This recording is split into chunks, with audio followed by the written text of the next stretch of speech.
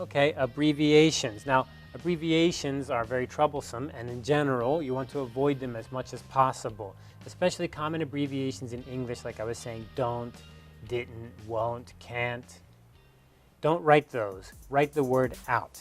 But in science, we have many abbreviations we use to make our reading a little bit smoother, a little bit easier, but still do be careful not to overdo it.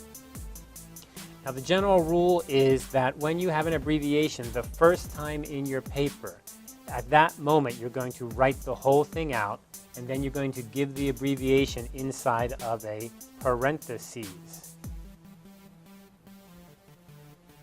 Then, after that first time, you always use the abbreviation, but never at the start of a sentence. So there's an important rule here. First, the first time you use the abbreviation, you must explain what is it so that the reader knows.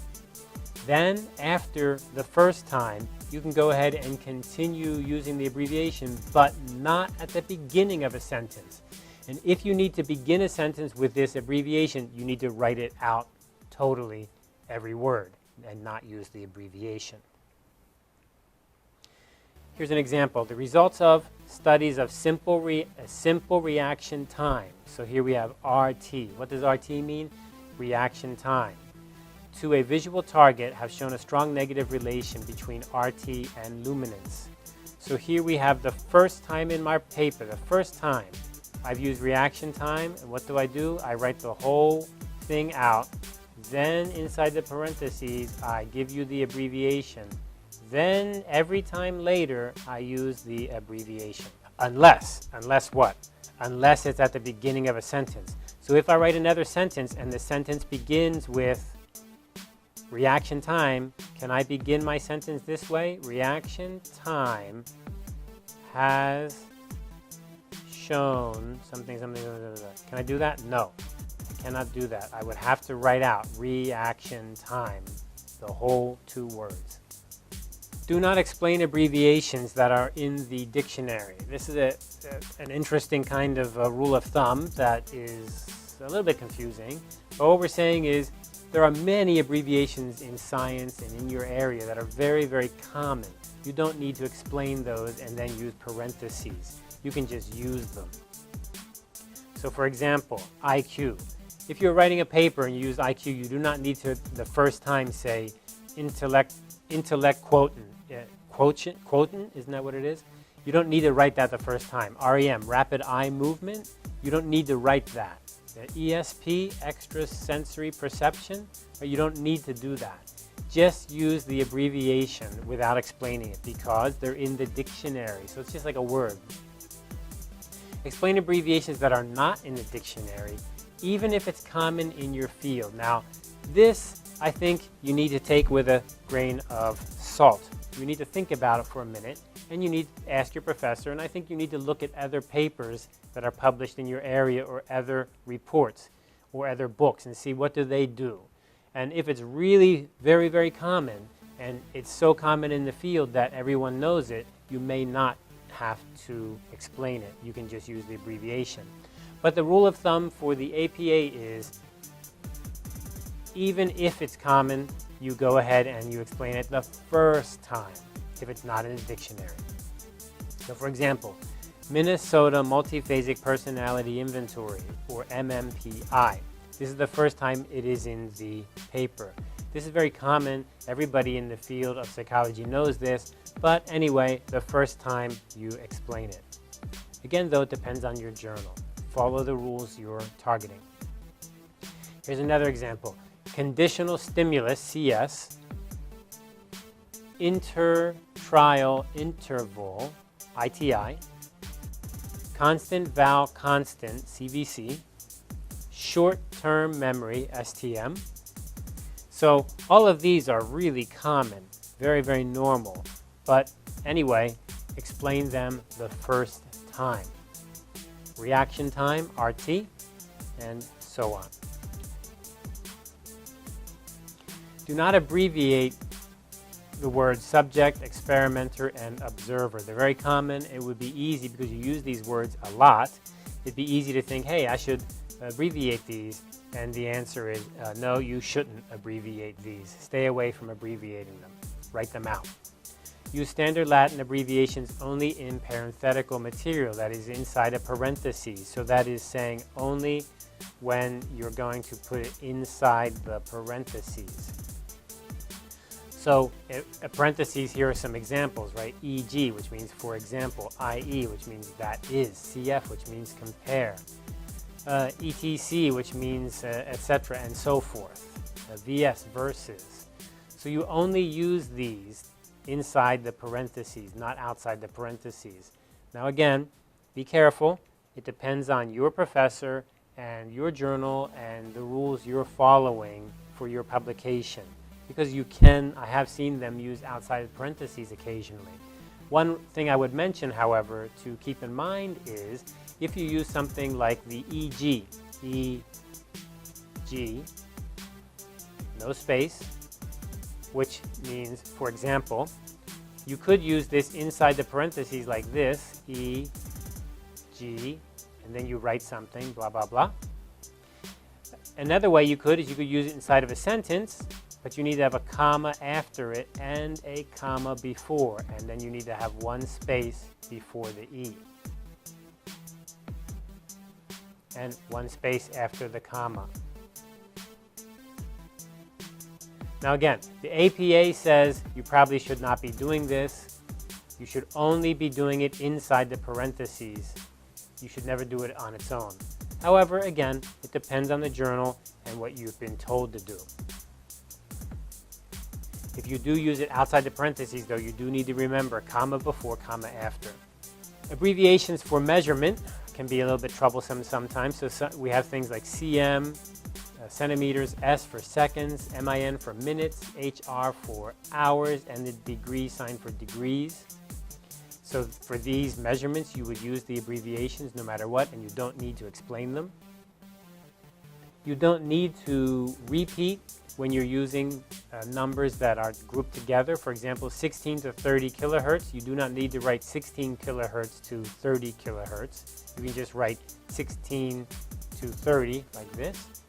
Or the other example next to it, which is the 0.3, 1.5, and 3.0 milligrams per deciliter.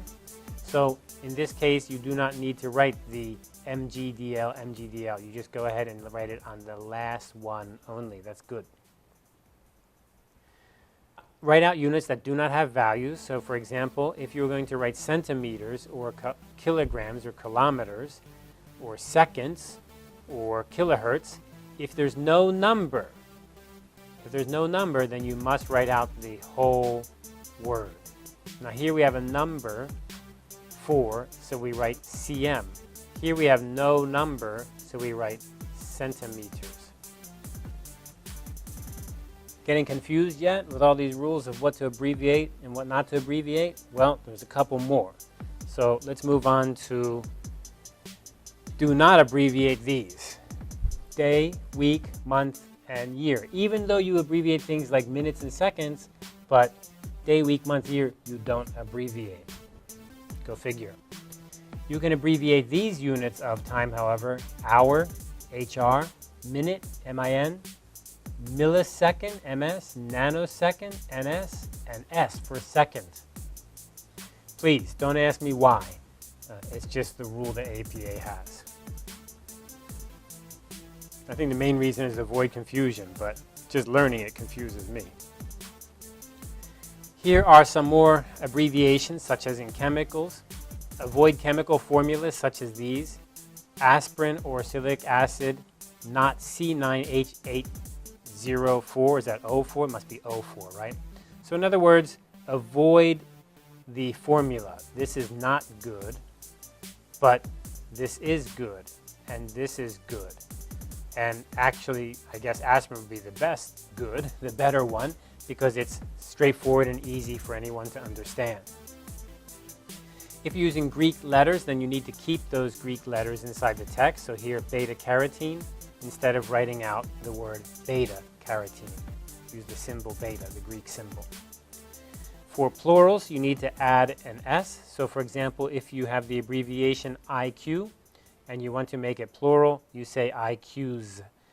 Please pay attention there, no space before, right? There's no space there. There's no apostrophe there. It just says IQS, EDS, volumes, VOLS. Okay. However, not for measurements. So for example, 12 centimeters, that is plural, that is more than one. Should we add an S here, 12 centimeters?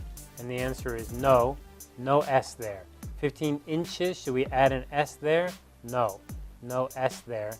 And gigabytes, should we add an S? No, no S there. Again, rules that are confusing, overwhelming sometimes, but this is just part of your formal research writing. So pay attention to that. And again, the best way is to pay attention when you're reading or to go check articles that are in the journal you're targeting. Now, I've mentioned this already. Do not begin a sentence with an abbreviation. I just want to emphasize it one more time, and let me just say it really, really clear. When you begin a sentence, the first word in that sentence cannot ever be an abbreviation. I know it's hard to understand why, and it doesn't really matter why. It's just that this is a rule. It makes it really hard to read if you have these abbreviations at the beginning. So what if you need to put the word at the beginning? You just write out the whole word. What if you don't want to write out the whole word? You only want to write the abbreviation because it's maybe MMLT, something very long. You don't want to write so much. Then you can change your sentence so that the first word is a different word. And then you can have this abbreviation. So, for example, I could just maybe begin the sentence with a therefore, comma, or next, comma, a kind of introductory word or an introductory phrase would be helpful, and a comma. Then you could put your abbreviation in, no problem. So please keep that in mind. I think it's a hard one to remember because when you're typing, you get going and you just forget. Okay, here is a list of abbreviations, and you can see that they have some that, very common, AM, PM, these kinds of things. But then there are numerous ones that maybe you're not familiar with. Of course, your field of study may have many special symbols. Please double check, make sure. Okay, that is all for the capitalizations, the spelling, the hyphen and the dashes, and the abbreviations. A lot of really small details, but I think some of the general ideas, please remember. And for the detail, the key point is check. Check, check, check. Check what the rules are, check what others have done. Probably the one thing you don't want to do is just Google it or just look it up on the internet. Because if you just Google it, you just say, well, I have an abbreviation, let me see how somebody used it. I can guarantee you, I can promise you that the person you find has done it wrong.